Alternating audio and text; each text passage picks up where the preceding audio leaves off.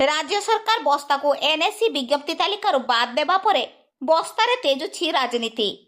नगर उन्नयन मंत्री कृष्णचंद्र महापात्र परवर्ती समय यार विज्ञप्ति प्रकाश पाइब बोली कहिबा परे बीजेपी मध्य सांबादिक सम्मेलन करी सूचना देइथिले।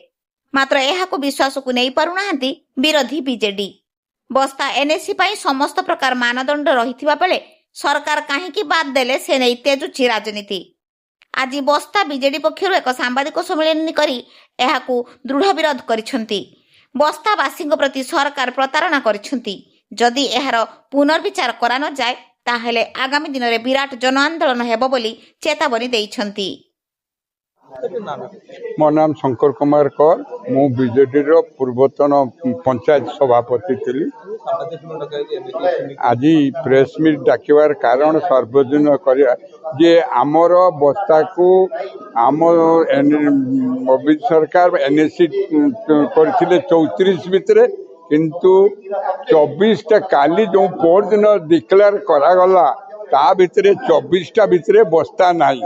तेणु थरे जनकू करदबार एनएससी डिक्लेरेशन विज्ञप्ति गेजेट नोटिफिकेशन परे काटिबार यथार्थ नहीं।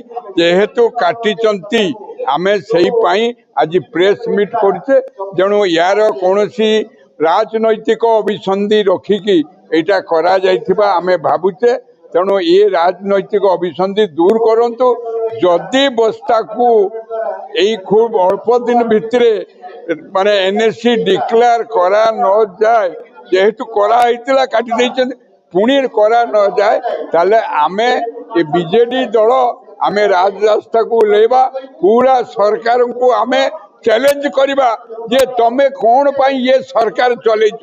आज गुटे कथा काली गुटे कथा तमे तो देलो 24टा देलो काटिला किसी प्रमाण नहीं। तेणु आम पाए से जहाँ मंत्री कहते आम विश्वास योग्य नहीं, कथित विश्वास को नहीं पारने मंत्री कथा।